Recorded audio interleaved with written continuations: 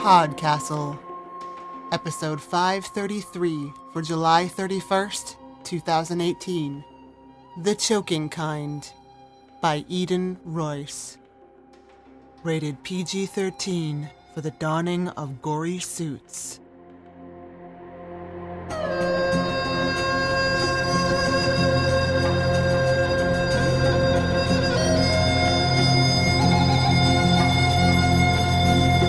Hello and welcome to PodCastle. I'm your host, Setsu Uzume.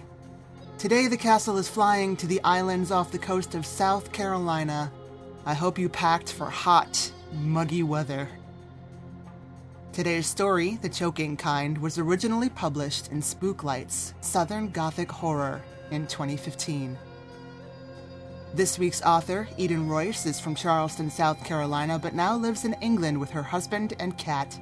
Her short fiction can be found in Fireside Fiction, Abyss and Apex, Faya, and elsewhere on PodCastle. She is also a recipient of the Speculative Literature Foundation's Diverse Worlds Grant and a regular contributor to Graveyard Shift Sisters, a site dedicated to purging the black female horror fan from the margins. She occasionally updates her website edenroyce.com and is on Twitter at edenroyce. Today's narrator, Laurice White, is a theater graduate and longtime theater student.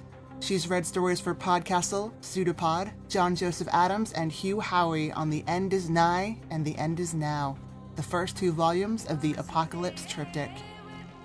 And now, if you're comfy in your skin, keep it. If not, take it off, and enjoy the story.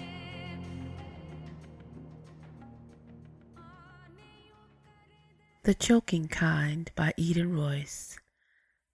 An old man sat behind the dilapidated counter of the country store, humming Negro spirituals as Grace walked in, sweaty from standing in the sun. Her new black dress clung to her like a frightened child, and she plucked at its neckline with irritation. "Sign up to all that there, ain't it?" He put down his newspaper, folded to the obituary page, and nodded at her ensemble. She smiled at his words, the sing-song of her native gullah reaching her ears for the first time in almost a decade. English, peppered with African dialects, made a steamy fusion of language, rich with chewy rhythms. "Too hot to be wearing black, that's for sure." Funny how her drawl had returned, each vowel emerging pregnant, full, and round.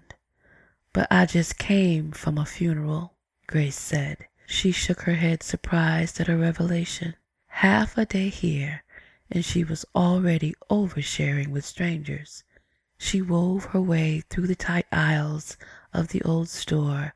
Dusty tin cans lined the shelves, some bearing labels promoting brand names long out of production. Grace pulled her braids away from where they lay, heavy against her damp neck. In the few hours she'd been at the cemetery, the sun had turned her skin the color of burnished teak. Sticky heat formed a staunch wall around the island, blocking all but the most steadfast of breezes. What wind managed to penetrate was off the salt marsh and dank with sulfur, smelling like a match just blown out. Afternoon slipped toward dusk, and the island's night creatures would soon come alive. But her father wouldn't. No amount of prayer or hoodoo could do that. She wiped perspiration from her face. The store owner took in her designer handbag and shades. Then his gaze traveled to the window, smoky with age and inattention, where her car waited outside in the dry grass. He asked with a healthy serving of doubt, "You a been ya?" "Yes, sir. Grew up in the last house on Marsh Road." She looked at the date on the bottom of a can and put it back on the shelf. "Though the last time I was here, that road didn't even have a name." A smile warmed the old man's face, softening the deep ebony lines. "Then you been gone a long time. Wadmalaw Island had escaped time's notice. Its residents caught fish and shrimp exactly as they had when they'd been brought to this land as slaves. Shopping consisted of makeshift roadside stands manned by heat-softened proprietors of intricate sweetgrass baskets and hand-harvested produce. "Pretty gal like you ain't wed?" She smiled, lips tight. "Nope." There'd been enough discussion of marriage lately, and she needed a break from her boyfriend's persistence. She wasn't ready. Not yet. Grace placed her items on the counter for purchase. Quarter bushel of peaches, mason jar of clear moonshine, spearmint gum. "You said you was here for services. Who you lost?" "My pop, Joseph Moultrie. Did you know him?"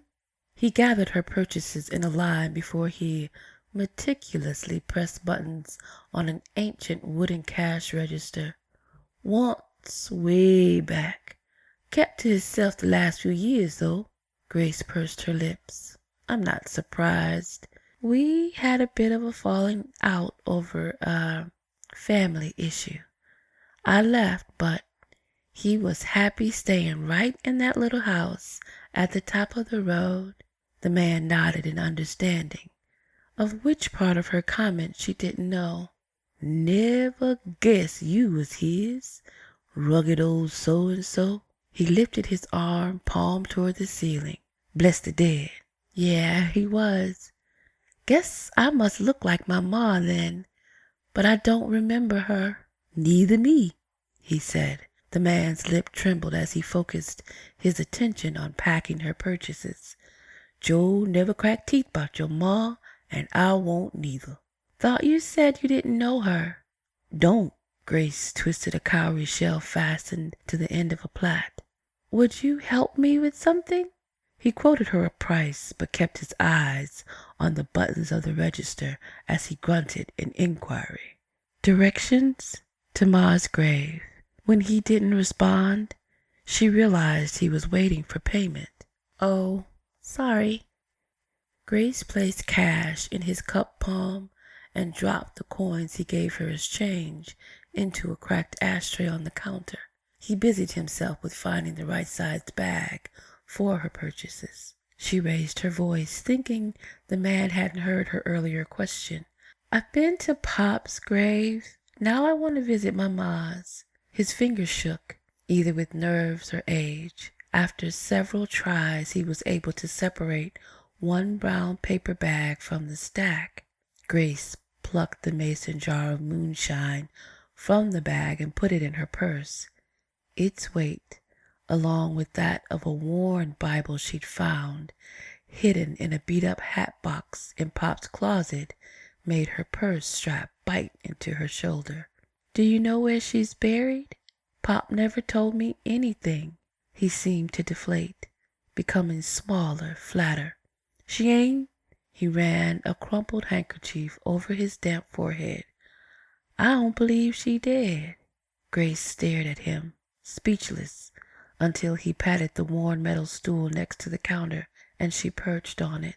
Taking the weight off her feet, she felt ungrounded, floating away as though she weighed nothing. A lump formed in the throat, but she couldn't swallow past it. The old man found 2 dented tin cups under the counter, and he pointed at her purse where she'd put the bottle of shine. She relinquished the jar to him, and he poured a generous amount for each of them. Only after taking a long swig was she able to speak. "He told me she died." Pop had never allowed her to accompany him on his trips to the cemetery. Countless times, flowers in hand, he told her to do her schoolwork while he went to the graveyard to visit her mother. At first, he distracted her by leaving toys or candies on the dining room table. By the time she figured out what was happening, his old truck had already trundled down the driveway and out of sight. As she got older, he simply ignored her pleas for information, her rants and raves, her insistence on knowing. Once, She tried to follow him, but once she got beyond the barrier of their property, she felt dizzy and off-kilter. She swayed on her feet, the woods she'd known all her life coming a confused muddle of indistinguishable flora. Finally, she'd had to give up and return home. That was the night she decided to leave at her earliest opportunity. She couldn't trust a man that didn't trust her. "I was a good man before you." The words she'd first seen written inside the Bible under her arm came back to her now in her father's rough, dry voice. She motioned for a refill. The shopkeep drained his cup and filled both cups before he spoke. "She's somewhere deep in that marsh, but dead? I ain't sure." Despite the struggles of the window unit air conditioner, it was stifling in the store. Grace waved a paper fan she'd gotten at her father's services in front of her face. "I've got to get in that grave," she said. "I have to know if she's dead." He avoided her intent gaze as he sliced up a ripe peach from her bag and mashed its pulpy sweet flesh into the next cup of moonshine. "No way you getting in that place, 'less you a witch, and you don't look nowhere close to being no boo hag." He took another long swig, draining the cup. A moment later, he pulled the gnawed peach skin out of his mouth and placed it delicately in the graying handkerchief. Boo hag. She'd been no more than 7 or 8 when Pop's mama had come to visit and told her stories of the swamp witches. They existed on male lust, sucking it in like air, leaving their willing hosts drained and temporarily paralyzed. Unwilling ones were left dead. Pop had come in during the middle of the tale and forbidden any more nonsense talk. I remember those stories. "Just stories, huh?" "I don't know." Grace shifted her purse higher on her arm. "Pop used to throw salt over his shoulder when he spilled it. A couple of people at the funeral told me they'd already seen his spirit walking on the roadside." She frowned. "I don't feel alone sometimes, so I stopped saying things don't exist a long time ago." The old man nodded. "I need to get into that grave, though," she said. "No way you can pass through clean, Sep." He stopped, cursed his loose tongue. "Damn backyard shine. Gets me quick." Grace sat up, rocking the stool forward. "Except what?" He lifted the cup to his lips, then changed his mind and sat it down again. "The one way I know ain't worth it. Please tell me, what you know about hags?" "Not much. They steal a man's," she groped for a word, "desire and make him weak." "More than that sometime, but that's what the old people say," he said, seemingly oblivious to his own age. "But how?" Grace stuck a piece of gum into her mouth and shrugged. "Magic, I guess. I don't know. Without they skin. That's how." He leaned back in the ancient chair. "Don't screw up your face like that. You asked for the tale, now you ain't ready for it?" "Okay. Sorry. Tell me." "Get one of them hags to help you. They all over the woods after midnight." He poured the rest of the shine into his cup. "You can't get into that graveyard smelling like you fresh out the womb. They say that thing old Joe got guarding the place will rip you apart." It was black dark outside, but Grace still wore black, this time to hide better in the coming midnight. Sweat pooled at the base of her spine. She crouched behind a thick-rooted oak tree in the densest part of the woods. Spanish moss hung from the trees, filtering the moonlight like lace curtains as she watched the group of witches congregate around small piles of what looked to be heaps of discarded laundry. Real. The stories were all real. Hags, night witches, sippers of life and lust, all of it real and true. Her heart flailed inside her chest, seeking its own refuge. Resolve thrummed within her. You can do this. You can do this. She moved closer, inches at a time, praying that her progress through the forest sounded like an animal skittering for safety. Even though the old man had said to steal a skin, Grace couldn't bring herself to do it. So she'd waited in moonlit darkness for hours, going through flashlight batteries and sticks of gum, until the hags returned from their carousing. Her only hope was that they would appreciate her manners for asking politely. As she got nearer, Grace could see that the heaps of laundry were actually piles of luminous sky blue flesh lying in puddles on the ground. The creatures standing above them were grotesque, wet and blood red, as they stood in line to run their fingers over each pile, stage whispering. Grace strained to hear the grainy sing-song words of the figure in front as they floated toward her on puffs of dogwood-scented wind. Skin, skin, skinny. Do you know me? Skin, skin, skinny. Is you mine? The first pile didn't move, so the stooped creature repeated itself to the second. No response. But the words made the third heap quiver and spring from the damp ground and dangle suspended in air as if on a hanger. Grace stared open-mouthed as the witch donned the grisly garment and flew off out of the woods. Other hags followed a similar ritual as the piles of flesh dwindled. Soon only one hag remained. I know you there, child. Come to me. The boo hag didn't turn to face her, but Grace heard its voice soft and persuasive, clearly over the pounding of her own heart. Grace swallowed, throat dry, as her hands clutched the rough bark of the ancient tree. The witch didn't give any other indication that she'd spoken as she stepped into her suit of flesh. It covered her slimy-looking frame without leaving any indication of an opening. I know you've been watching me with those marble eyes of yours. Curiosity shines in the dark. She stood with her back to Grace as she basked naked in the rays of moonlight. Are you embarrassed? The hag slipped on a faded cotton dress from the forest floor. It was difficult to tell the color. It may have been green or brown or black, as it melded with night so well. She made no attempt to tame her rioting hair. There now, come see what you wish to see. Grace's tongue loosened. I don't want...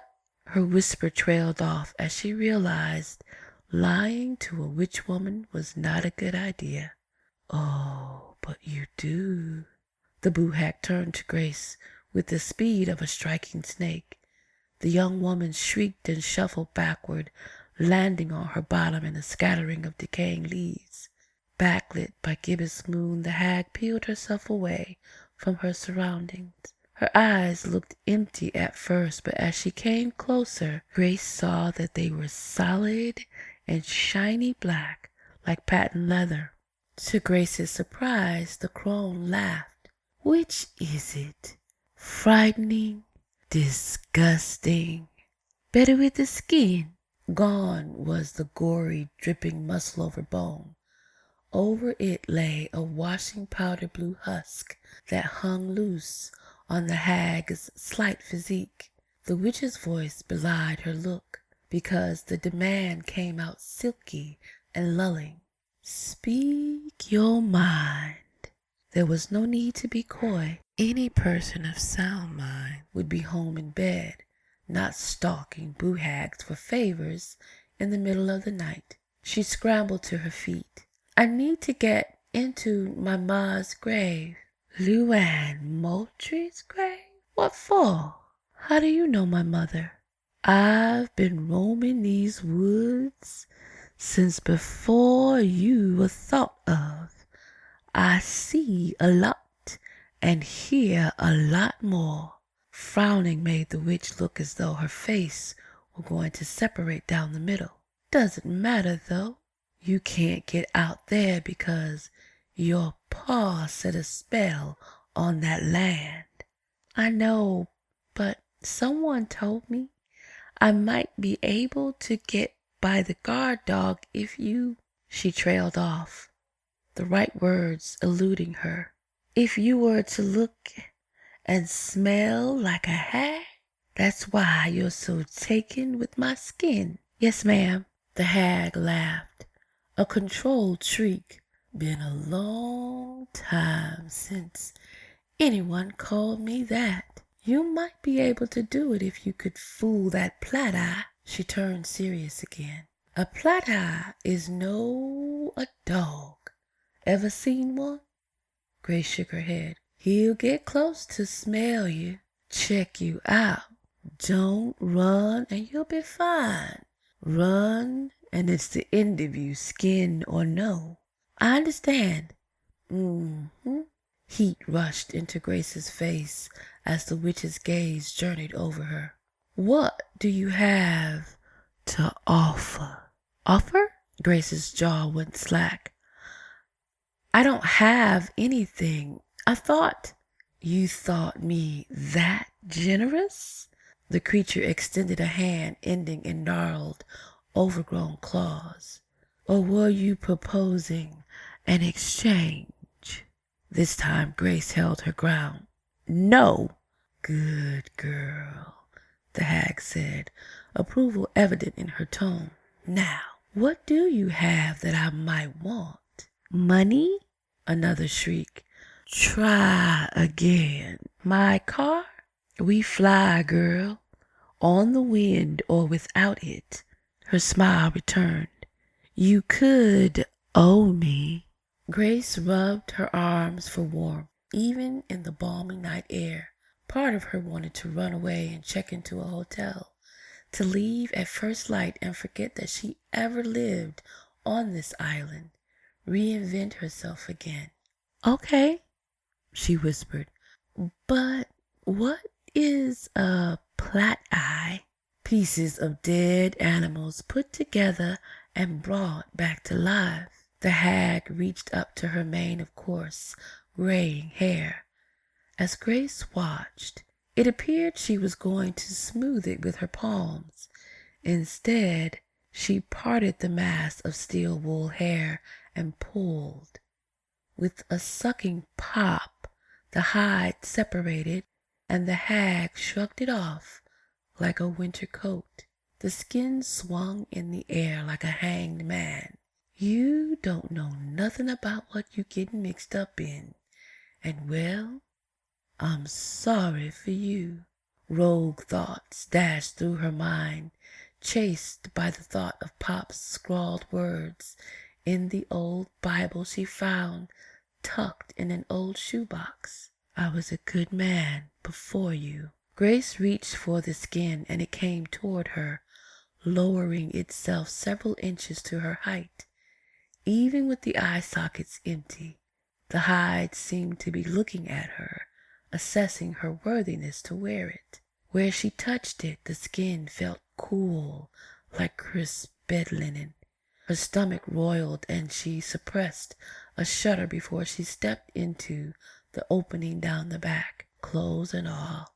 Inside, the skin was hot, sticky with blood and ripe with the scent of bowel. Grace gagged at the moist, dank stench. You can do this, Grace, she muttered. She held her breath as she pulled it over her face, and it sealed itself closed. With a bit of adjusting, she was able to breathe from the mouth and nose and see out of the eye holes. But the world had a strange look, as though it were covered in plastic wrap. For a moment, the skin hung loose, as it had on the witch. Then it fused itself to her body with a rubbery snap. Oh, God, she gasped, the shells on her braids pressing into the tender skin of her neck. The hag didn't comment on her blasphemous outcry. Instead, She leaped into the air, calling over her shoulder, "Be back by sunup or I'm coming for my hide." "How do I get there?" Skinny knows the way. Before she could respond, the hag flew away, leaving Grace alone as the shuffling sounds of the night returned to the woods. Walking was no easy task in the weighty husk. Each movement was the result of deliberate thought and twice the usual amount of effort. Grace was panting by the time she crossed the woods and reached the borders of the overgrown plot of land where her father had supposedly laid her mother to rest. She'd been so focused on moving that Grace was almost on top of the guard beast before she saw it. The creature's wide back reached Grace's waist, and it was covered in various types of fur, long and black and shaggy, in some places smooth and golden and close to its barrel-shaped body in others. She stood stock still as it approached. The flat-eyed pig snout twitched as it sniffed at her offered hand. Then it prodded her with its yellowing tusks. When it bumped its head under her hand, she realized what it wanted. Grace petted the dog-pig thing, ruffling its dusty, mismatched fur. The flat-eye snorted, sat back on its 4 hind legs, and purred. "I can pet you more later, but I need to find the grave you're guarding." She saw a mound covered in creeping ivy a few paces away. "Is that it?"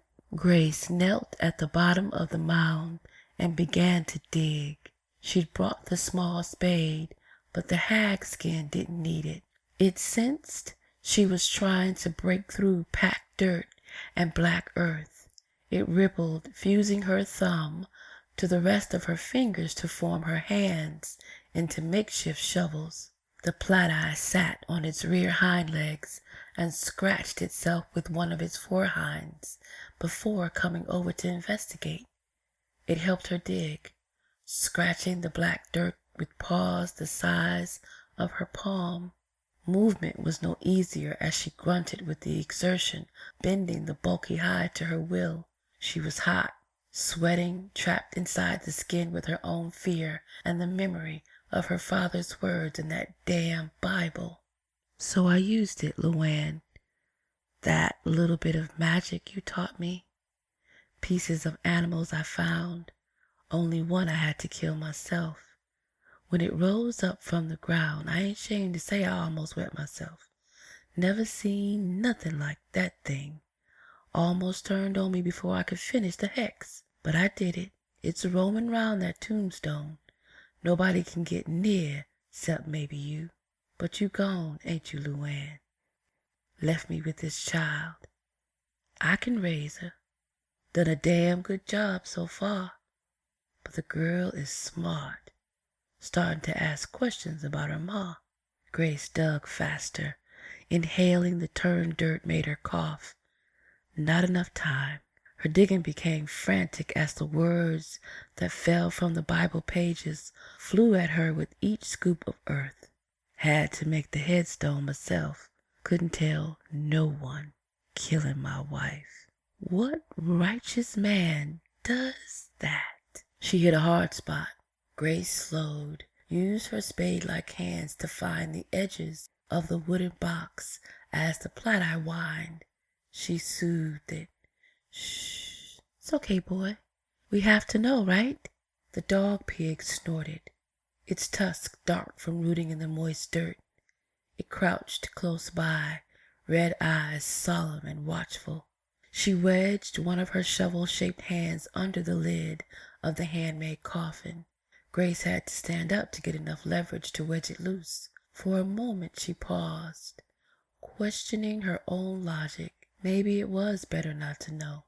What has been seen cannot be unseen. Grace couldn't remember where she'd heard those words, but at this moment she believed that nothing could be truer. She'd come this far, making deals with blue-skinned crones, digging up her mother's grave by crescent moonlight. Suppose Ma was in here and Pop had killed her. She ran the scoop of her hand along the loosened lid, imagining a filthy, worm-eaten dress still showing slashes from a knife, flaky blood dried to a spice color. She kept up a whispered litany. I want to know. I want to know. The hag's hide shimmered again, and her fingers and thumb separated into hands. Before she could change her mind, she threw off the coffin's lid. Grace stood over the open box, eyes shut tight. She didn't open them until she felt the dog thing winding around her legs, its fur bristly and its heavy tail thumping her leg, pushing her forward and off balance. Her eyes flew open. She put out her hands and landed on her knees, braced against the rough edges of the box. Splinters broke off the coffin and stuck in the blue. Grace didn't have the dexterity with her borrowed fingers to pull them out, so she left them where they were and looked inside. There was no body. A dress lay settled into a deep layer of brown dust. Delicate white eyelet, now turned dry and tea-colored. Its long sleeve crossed over each other as though the wearer had been laid out lovingly and with reverence. Where the hands should have been, moonlight glinted off a small gold band. Grace plucked it from the box, the touch of her hand causing the papery dress to crumble into powder. Close to sunup, Grace waited in the fleeing dark for the hag. She wasn't any wiser than she'd been when the night started. Her muscles hurt. Itchy with sweat, she was boiling inside the borrowed skin. All attempts to relieve her itch were blocked by the hag's thick hide. It was like trying to scratch herself through a blanket. Mossy oak branches above her head rustled, and the witch glided down to stand across from her. The scent of wood smoke surrounded her, and the reflective eyes were sharp, assessing her skin and its wearer. Find what you were looking for? No. She was too tired to elaborate or notice the hag had drifted closer. The hag whistled a short tune, and the skin sprang to attention, dragging Grace up in the air, shaking her as it struggled to dislodge her body. She fell to the ground with a grunt. After she made a sympathetic noise in Grace's direction, the hag asked for her payment. Grace looked at the bloody body standing next to its blue skin as they both gazed down at her. She pressed her back against the bark of the oak, exhausted and ready for this search to end. I don't have anything. There was a coffin, but the dress inside crumbled when I touched it. Her sight hadn't adjusted after being inside the skin for so long. Everything still had a tight, shiny look to it, and it was giving her a headache. Grace closed her eyes. Funny how the pain only started after the skin left her. All I found was this. She held the ring aloft. With surprising gentleness, the witch accepted her payment. She was quiet so long that Grace opened her eyes. The world was lighter. Morning would break soon, but Grace was the only one aware of it. Your pop was the kind of man all the girls wanted. Good looking and didn't know it, but he saw me one night when I was wearing a new skin. Told me right then he was determined to marry me. The hag laughed without mirth, her voice thick with emotion. Like a fool, I let him. Grace sat dumbfounded, covered in foul-smelling gore, dried leaves and grit, and listened. Even wore this ring for a while. He had a root lady put a love spell on it, but I didn't mind him trying to trap me. She twisted the band of metal in her bent claws. I already loved him, but soon it was too much, too tight. I got tired of that skin, never taking it off, never changing. What did you do? It was her own story spoken to her through wide blue lips, and she knew the answer. Run, just as she'd done before this trip home. I wanted to tear it loose, fling that skin far as I could. But one full moon Sunday night, you came, all sweet and fresh and new, and the feeling went away for a while. Then it returned stronger. The hag took a deep, trembling breath. I had to go. Pop must have hated you. He knew one day I'd leave. Knew I'd try to come back, too. So he made me shed the face he loved. My whole skin. Her laugh was bitter. Without me inside, it couldn't last. A few days, maybe. Then it dries up into nothing. Grace pressed her fingertips to her temples to stop the heated throb behind her eyes. I don't understand. It was so I couldn't be her for anyone else. She knelt in front of Grace. He buried that skin like he was having a funeral for me. Then he painted the house blue, my blue, knowing I couldn't enter after he did it, so I could never come back for you. He wouldn't. Grace pulled crumpled oak leaves from her pants. He used to say he wished Luann could be here. He didn't consider me to be Luann anymore. That was what he called me up until I was leaving. She stood. Won't tell you what he called me then. Grace remembered the falling pages, shaky confessions written in knife-sharpened pencil. He knew you were yes. And he thought he could fix me, stop my roaming. But no longer. Luann lifted her moist patent leather eyes, and Grace saw the muscle in her jaw and neck tighten. Now do you understand why you can't stay with no man? His love gets too tight for you, and you have to get loose or choke to death. Grace leaned her head back against the tree, the shells on her braids, a wind chime in the night. Memories of men she'd cared for danced to the unbidden tune. She was happy until they wanted to know where she was and what she was doing. They wanted to be able to tell her no, and it was then she had to leave. Now her memories no longer included any of the men's names or faces. Even the image of her current boyfriend, who wanted so much to get married, had faded from her mind. But I want someone to love me, she whispered, ashamed of the admission. Never said you couldn't have love, just not the choking kind. The witch blinked as the darkness of night lifted. A time comes for all of us to change. No one is the same always. Quickly she stepped into her skin, the one that changed, shed each person she no longer needed to be. Are you leaving? Grace asked. She was full of more questions now than she'd been before she came. I have to go, for now. Grace thought she heard a hint of hesitation in her mother's smooth voice. But I'll be here, around. Do something for me? Grace asked. Not screaming to be rid of me yet? You're my ma, she said. The exertions of the night had caught up with her, and she yawned. Free the dog thing. Nothing should be forced to stay in one place. Think you already did, my girl.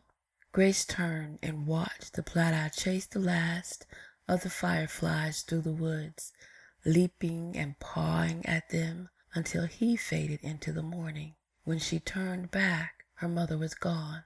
It was time to leave. But with her father buried on the banks of the marsh and her mother roaming the night, there was something to come back to.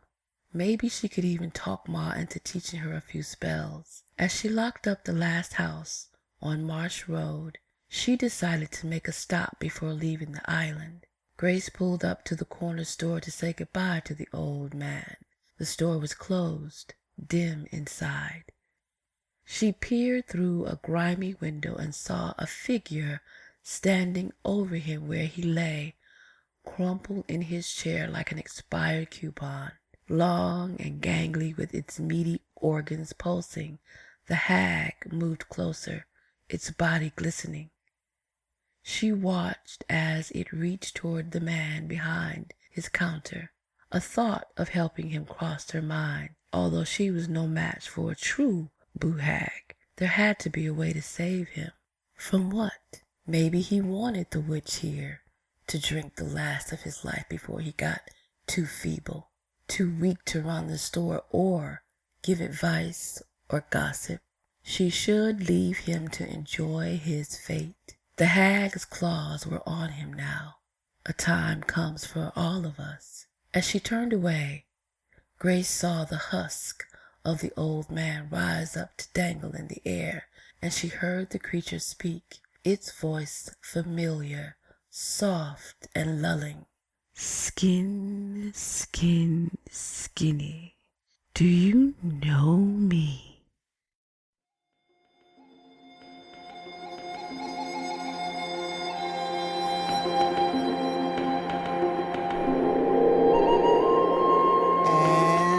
Welcome back.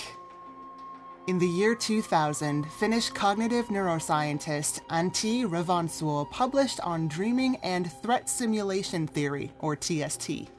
He suggests that when you have a nightmare, it's your brain proposing a high-stress what-if scenario, so that, having quote-unquote been through it before, you're in a better position to prepare mentally, emotionally, and practically once you wake up. I think stories do the same thing. When I was watching Infinity War, the question of killing someone you love came up twice, and my brain drifted to what I'd do on any side of that scenario. Same thing here. You've got Grace in the woods the moment she learns that the witches are real. Same thing with many of her folktale predecessors when they find the Selkie skin, or their equivalents. There's always a moment, especially in family history, when you find out something's a little grayer than you thought. If the world suddenly showed you a side you weren't privy to, one that threatens to swallow the reality you knew, how would you handle that? Would your skin still fit? That was our show for this week. On behalf of everyone here at PodCastle, our audio engineer Peter Behravesh, our forum moderator Asikat, and your editors Jen Albert and Khalida Muhammad Ali, along with all of our slushers, Aidan Doyle, Crystal Claxton, Matt Dovey, Eleanor Wood, Stephanie Cox, Devin Martin, Stephen Capps, Elora Gatt, Julia Pat, Hamilton Perez, Haru Sundar, Suya Davis Okungboa, and Raj Gopal. Thanks for letting us share another story with you.